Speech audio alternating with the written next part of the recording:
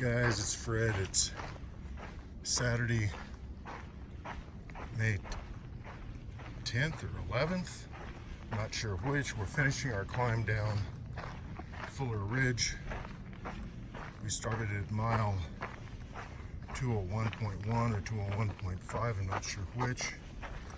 And today we're climbing down the 5 miles to the standpipe at the bottom of Fuller Ridge. It's a famous water point at the bottom of the mountain. Then we're going to hike to the I-10 underpass, which is a tunnel under Interstate 10, where there's another water cache, and the folks I've been hiking with are going to be hitching a ride into Cabazon. I've decided that I'm going to continue going, and my next resupply point will be Big Lake. I've got about 7 more days of food, and I think that'll be fine. Some concerns are in Whitewater Preserve, which is a key point on the trail and a key watering point.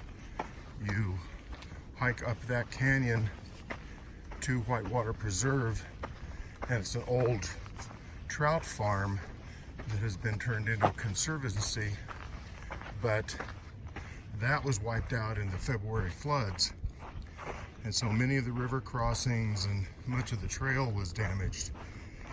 And then I believe it's Wright Creek, W-R-I-G-H-T Creek, had the same kind of damage.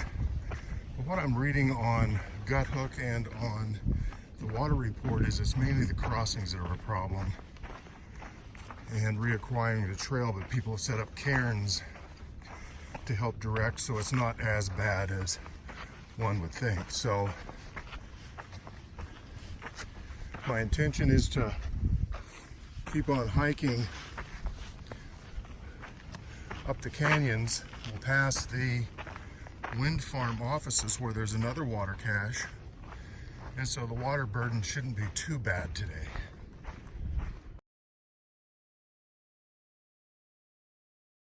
So friends, here we are at the bottom of Fuller Ridge, and we're just walking within a few hundred feet of the standpipe at the bottom of Fuller Ridge. That's a very famous watering point on the Pacific Crest Trail.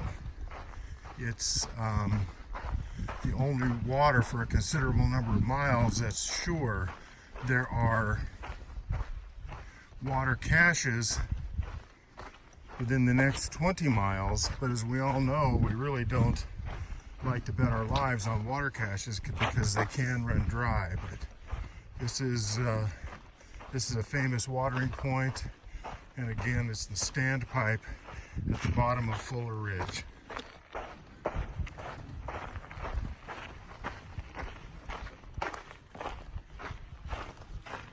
And here's the standpipe at the bottom of Fuller Ridge.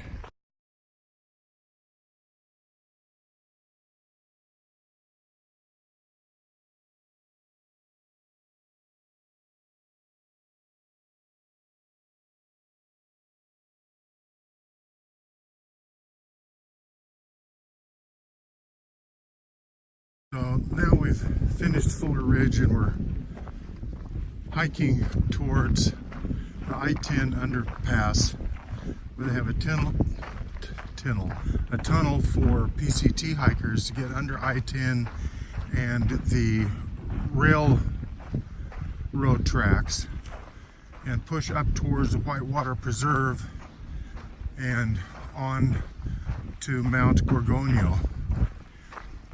We just finished seeing Trail Angel Vera, who has a car stocked with cold sodas, refreshing adult beverages, treats, baked goods, and first aid supplies if you need them. So now we're walking down through the desert after climbing down all day yesterday and today, and hopefully we'll be past the wind farm headquarters and into the foothills by later today.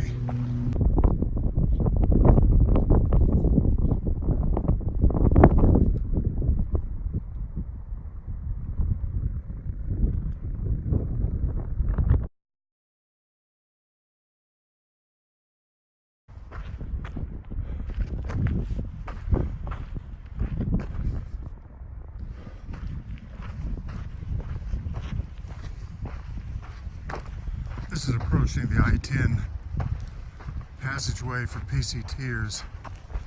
We're walking along a riverbed that is extremely difficult walking because of the deep sand. Tube is up ahead. Flamingo, Teresa, and Riley, a fellow we met at Trail Angel Vera's stop. It's very hot. There's really no breeze. It's kind of a tough stretch.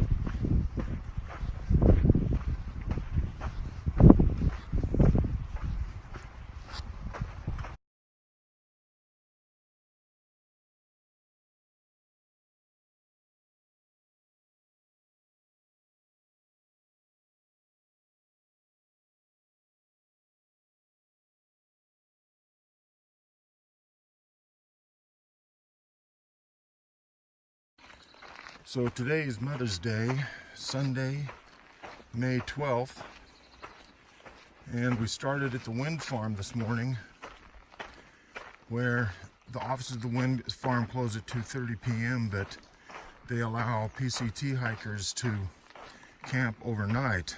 They have a water cache full of Dasani water bottles, and if you want to leave a donation, you're welcome to, but it's not requested or required. But I think just about everybody does because it's so appreciated. The next water is going to be Whitewater Nature Preserve, which is shut down, but the river is flowing high, or creek is flowing high rather, just because of the heavy snow and rain from earlier this winter. But again, that's 6.5 miles away from the wind farm. Had a really steep up canyon climb this morning, just finished that, and now walking downhill through the shade, which, oh my gosh, feels good. After wading through snow 2 days ago and mist and blowing wind and borderline hypothermia, we're back in the desert, and it's going to be a hot day today. Our goal is campsite about 14 miles away, and that'll be after we get out of Whitewater Nature Preserve and into Wright Creek, W-R-I-G-H-T Creek, I believe. which will have lots of river crossings, and apparently because of all the washouts both to Whitewater Nature Preserve and to Wright Creek, the trail is lost and been demolished in several spots, but we'll see how it goes. Apparently it's only at the crossings that it's an issue.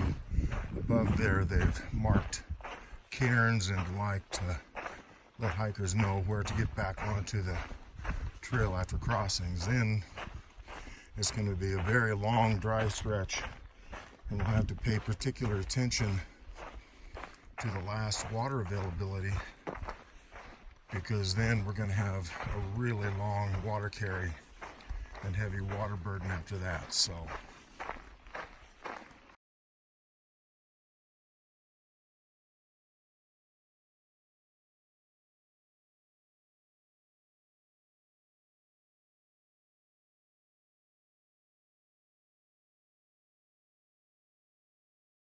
this is the Whitewater River. This is pretty much a conservancy that has a visitor center about a mile up the river, and it was just an oasis that thru hikers would go to and swim in the pool and sleep and have cool beverages and just have a wonderful time. But it was pretty much wiped out in the February deluge that hit this area. Parts of the PCT were wiped out, and so now there are cairns and such setting it up. But right down here are a bunch of hikers who are getting ready to cross the river.